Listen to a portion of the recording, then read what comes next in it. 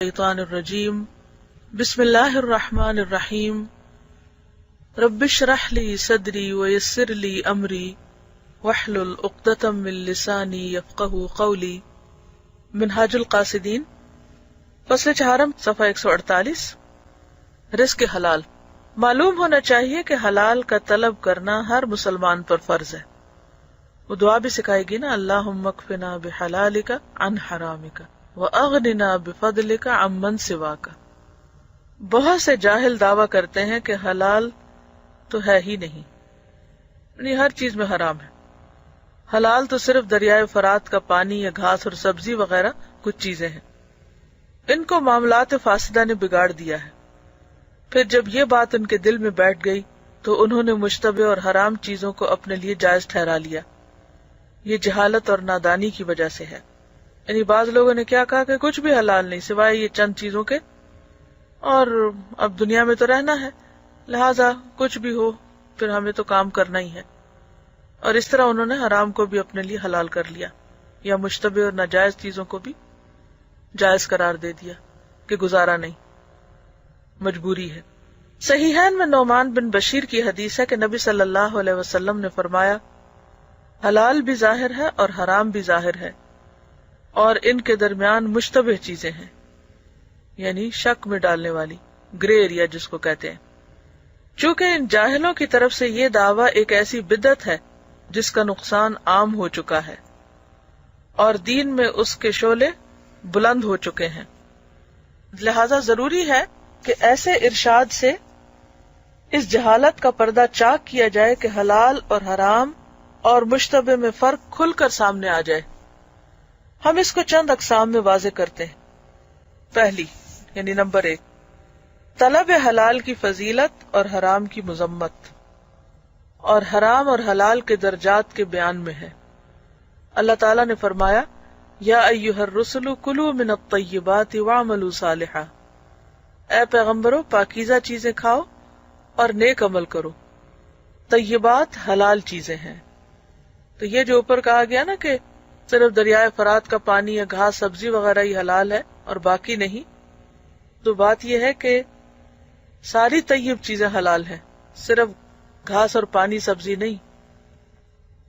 حرام کی مذمت میں فرمایا، وَلَا تَأْكُلُوا أَمْوَالَكُمْ بَيْنَكُمْ بِالْبَاطِلِ، اور اپنے مال آپس میں حرام طریقے سے نہ کھاؤ۔ ان کے علاوہ اور بھی بہت سی آیات ہیں، یعنی حلال واضح کر دیا گیا ہے اور حرام بھی واضح ہے۔ حضرت ابو ہریرہ رضی اللہ عنہ سے روایت ہے کہ رسول اللہ صلی اللہ علیہ وسلم نے فرمایا، اے لوگو، اللہ تعالیٰ پاک ہے اور پاک چیز ہی کو قبول کرتا ہے، اور ساری حدیث کا ذکر کیا یہاں تک کہ فرمایا، ایک آدمی پریشان بال ہے، غبار آلود ہے، بڑا لمبا سفر کیا ہے، خانہ کعبہ جا کر اپنے ہاتھ آسمان کی طرف اٹھاتا ہے، یعنی حج یا عمرے کے لیے جب جاتا ہے، اور کہتا ہے، اے رب، اے رب، اور اس کی خوراک حرام اور پینا حرام اور لباس حرام اور حرام کی غذا سے بنا ہوا جسم ہوتا ہے، تو اللہ اس کی دعا کیسے قبول فرمائے؟ حضرت سعد نے رسول اللہ صلی اللہ علیہ وسلم سے سوال کیا کہ کیا کروں کہ میں مستجاب الدعوات ہو جاؤں، یعنی میری دعائیں قبول ہوا کریں؟ تو آپ نے فرمایا، اپنی خوراک پاکیزہ رکھو، تمہاری دعائیں قبول ہوں گی۔ سلف حلال میں بڑی تحقیق کرتے، یعنی چھان پھٹک کرتے۔ حضرت ابو بکر رضی اللہ تعالی عنہ نے ایک مشتبہ چیز کھا لی تو معلوم ہونے پر حلق میں انگلیاں ڈال کر کیا کر دی۔ حضرت ابو بکر رضی اللہ تعالی عنہ نے یہ اس لیے کیا تھا کہ وہ کہانت کی اجرت کا کھانا تھا جو حرام ہے۔ کہانت کہتے ہیں غیب کی خبریں معلوم کرنا، جیسے کسی نجومی وغیرہ کے پاس، تو ان کو جو لوگ ہدیے وغیرہ دیتے ہیں۔ حرام اور حلال کے درجات۔ معلوم ہونا چاہیے کہ حلال سب پاک ہے، لیکن بعض چیزیں بعض سے زیادہ پاک ہیں، یعنی ان میں درجات ہیں، اور حرام سب گندا ہے، چاہے دیکھنے میں وہ صاف ہی کیوں نہ نظر آتا ہو، لیکن بعض چیزیں بعض سے زیادہ گندی ہیں، یعنی ان کے درجے ہیں۔ جیسا کہ طبیب حکم لگاتا ہے کہ ہر میٹھی چیز گرم ہوتی ہے، لیکن وہ کہتا ہے کہ یہ پہلے درجے میں گرم ہے، اور یہ دوسرے درجے میں، اور یہ تیسرے میں، اور یہ چوتھے میں۔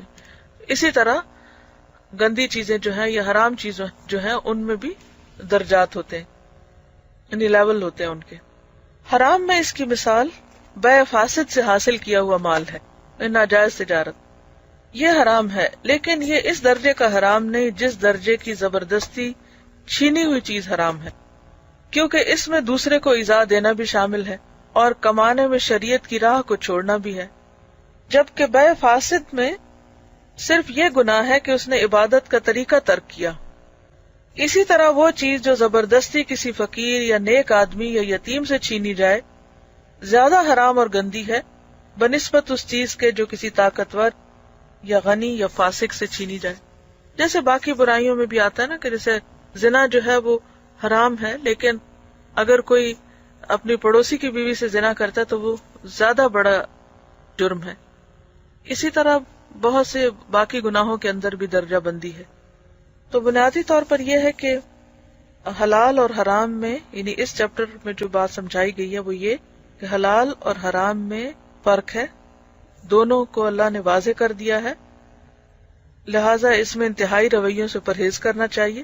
ہمیں حلال کو حرام یا حرام کو حلال بنانے کی اجازت نہیں، لیکن ان دو کے بیچ میں کچھ چیزیں ایسی ہیں کہ جو مشکوک کے درجے میں ہیں، ان سے انسان کو پرہیز کرنا چاہیے۔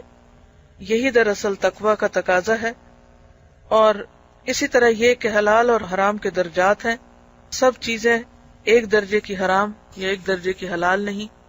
پھر یہ کہ تمام طیبات حلال ہیں اور اسی طرح ساری گندی چیزیں حرام ہیں۔